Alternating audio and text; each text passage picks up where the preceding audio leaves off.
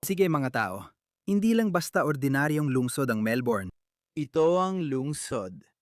Palagi itong nananalo ng mga titulo, tulad ng pinakamaayos tirahan na lungsod sa mundo, pinakamahusay na tugon ng emergency services, pinakamahusay na infrastruktura, pinakamahusay na mga paaralan, at pinakamahusay na mga kapehan.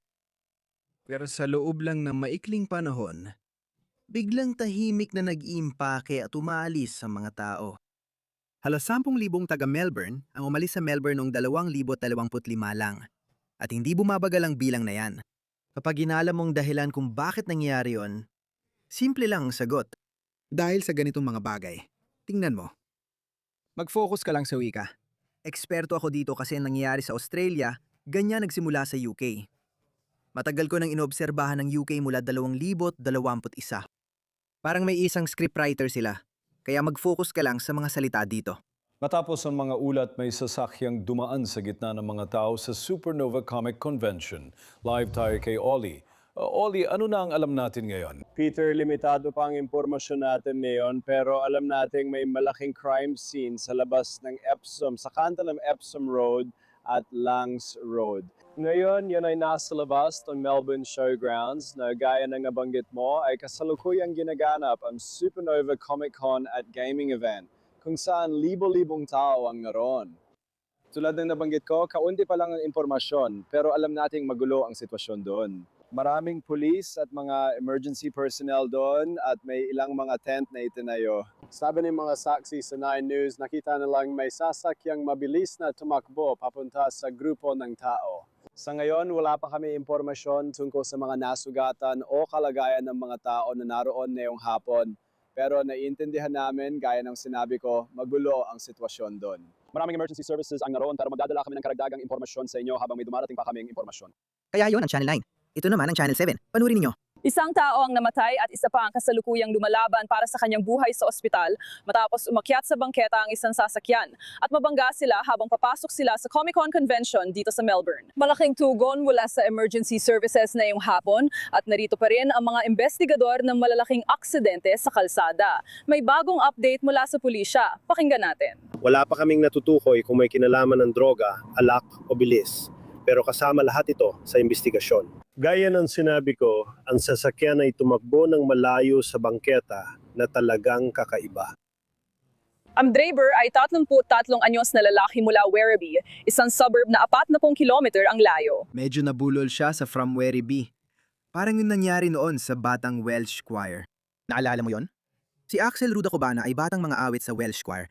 Ganon din, ang lalaki ay taga Werribee. Lokal siya. Ilang minuto mula dito, sabi ng pulis. Kilala na nila siya at binabantayan siya sa ospital. Hindi pa siya na-i-interview. Kita mo, kilala na siya ng pulis. Ilan kaya sa mga taong ito ang naglalakad sa paligid natin na kilala na ng pulis? Pero wala namang magawa ang pulis laban sa kanila. Sa UK, sa tingin ko hanggang kamakailan lang, 97% sa kanila ay mga Islamista na nasa Prevent Terror Watchlist ng UK.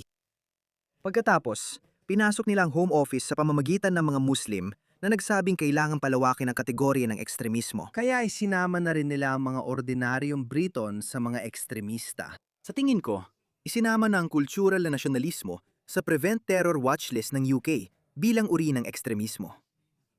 Kaya ganoon nila pinarami ang bilang ng mga tao sa kanilang watchlist.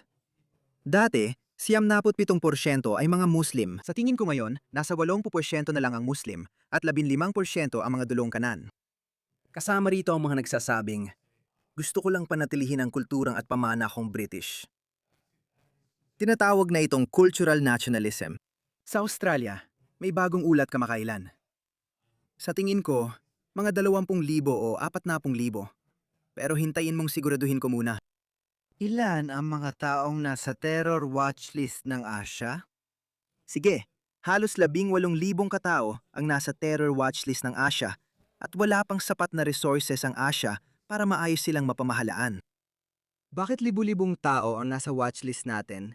Di natin mapatapon at wala tayong magawa sa kanila. Bakit parang hinihintayin na lang natin silang gawin ang makakararinig mo lang? Sa una, hindi nila binanggit kung sinong batang Werribee. Ngayon, mahirap na talagang itago ang ganitong mga bagay. Kaya lumalabas na ang lokal nating taga Werribee ay itong taong ito. Oo, tingnan mo siya, nandiyan lang nakaupo. Ang pangalan niya ay... Aur daw mula sa Werribee. Inakusahan din siya ng kapabayaan sa pagmamaneho.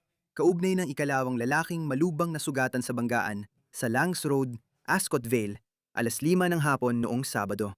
Para sa mga hindi nakakaalam, ang Werribee ay isa sa mga huling suburb sa Western Melbourne at Flemington, kung saan nangyari ang insidenteng ito, o Ascot Vale, na itinuturing na suburb na malapit sa sentro ng lungsod. Kaya nasa loob lang ito ng 7 kilometro mula sa CBD.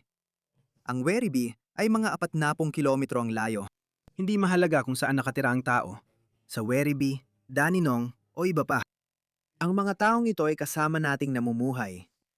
At kapag sinabi mo magdadala ng mga pasyenteng may sakit sa pag-iisip, mga tao mula sa mga kulturang mapanlaban, mga taong may mga issue, PTSD, hindi namin problema yan. Hindi ito problema ng inosenteng lalaking ito na nasagasaan ng halimaw na ito kahit ano pa ang kwento niya. Sasabihin ko sa'yo, hindi siya doktor o iginagalang na eskular. Ayos? Hindi naman siya propesor ng Harvard. Hindi siya dapat nandito. At may 18,000 pang ibang tao na katulad niya na namumuhay sa gitna natin. Pwede kang masaksak ng basta-basta. Sa kasama ang palad, pasensya na, hindi rin nagbabago ang mga bata. Tingnan mo, nangyari rin ito sa Oakley, Melbourne, isang timog silangang suburb. May kutsilyo siya! May kutsilyo siya! May kutsilyo siya! Wag! Grabe naman! Ito ay isang normal na food court sa isang karaniwang shopping plaza sa Australia. Uy! May nakuha siya sa syudad, bro! Ayos yan!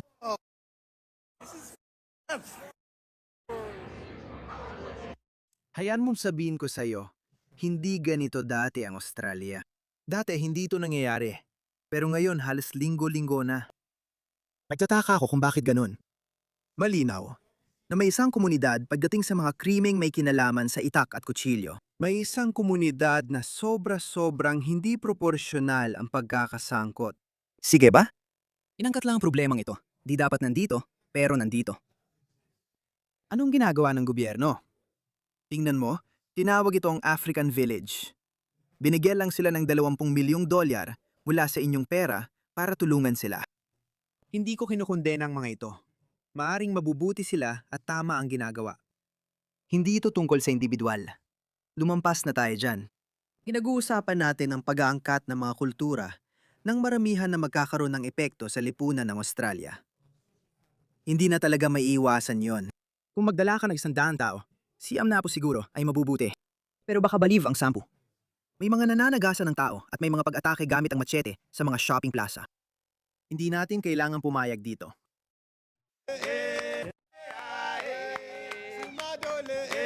Nandito ako ngayon sa suburb ng Maruka sa isang espesyal na lugar, ang African Village. At nandito ako kasama ang kinatawan ng Morton, ang mahal kong kaibigan, ang aking kapatid, si Julianne Campbell. At kasama rin natin ang lalaki, ang alamat mismo, si Benny Ball, na siyang namamahala sa kamanghamanghang sentrong ito na tinatawag na African Village. Julianne, ikwento mo nga sa amin ang tungkol dito. Ate, proud ako na maging bahagi ng Federal Labor Government na nagbigay ng $4 na milyon para sa African villages. Tama, isang investment talaga, hindi ba, Benny? Kwentuhan mo pa kami ng kaunti tungkol dito. Malaking investment ito sa 4 na taon para masiguro ang tagumpay ng operasyon ng mga sentrong ito.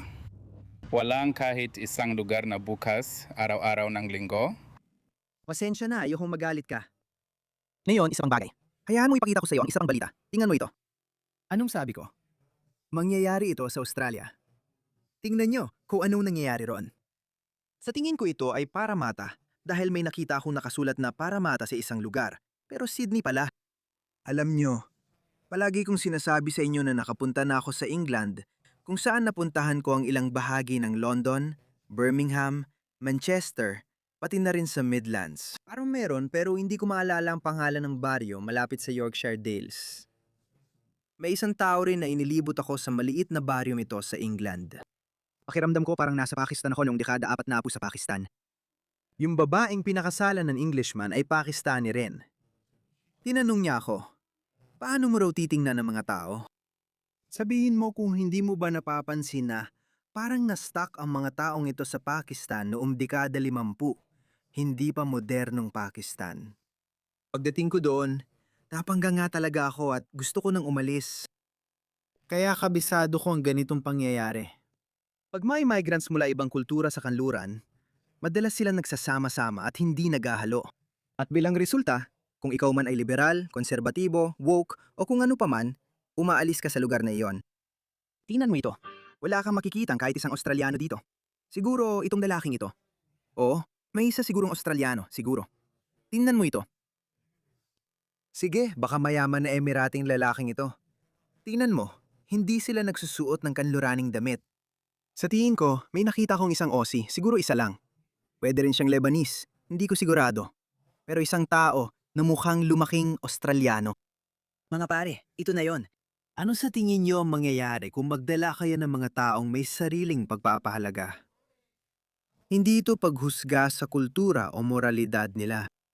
Kahit ano pa ang kanilang kultura at pagpapahalaga, mabuti man o masama, susunod pa rin sila rito. At ang mga pagpapahalagang yon ay hindi mga pagpapahalaga ng mga Australiano. Wala nang sabihin ni Angus Taylor, ang mga pagpapahalaga ng Australiano, nag-react agad ang mga kaliwa. Parang nagtatanong sila, ano ba ang ibig sabihin ng mga iyon? Mga pagpapahalaga ng Australiano. Walang diskriminasyon batay sa orientasyong sexual, walang misogyny, at may kalayaan sa pagpapahayag at pagbuto. Ito ang mga pangunahing pagpapahalaga ng Australia at ito rin ang mga pagpapahalagang bumuo sa bansang ito. Ano sa palagay mo ang mangyayari kung mawala ang mga pagpapahalagang yon? Ang mga taong dumarating ay nagdadala ng sarili nilang mga pagpapahalaga at kailangan mo lang tingnan ang kanilang mga bansang pinagmulan para malaman kung anong uri ng lipunan ang nabubuo mula sa mga ganong uri ng pagpapahalaga. Mabibiting ka sa dulo ng crane kung patuloy kang magpapasok ng mga taong may mga pagpapahalagang hindi Australiano o kanluranin. Lumalala na ito mga pare, pero hindi ito ang oras para matulog. Talagang hindi. Manindigan kayo at lumaban. Maaari nating labanan ito dahil alam mo kung bakit. Nasa panig natin ang katotohanan. Ipinaglalaban mo ang sarili mong kaligtasan. Ipinaglalaban mo ang kaligtasan ng iyong kultura, ng iyong lipunan, ng iyong sibilisasyon. Walang mas dakilang dahilan kaysa riyan. Nasa panig mo ang katotohanan. Nasa panig mo ang moral na kaliwanagan. Nasa panig mo ang katuwiran. Nasa tama ka. Ipinaglalaban mo ang iyong pamumuhay. Walang masama rito. Walang anumang pangunggonsensya o gaslighting ang makakapigil sa'yo.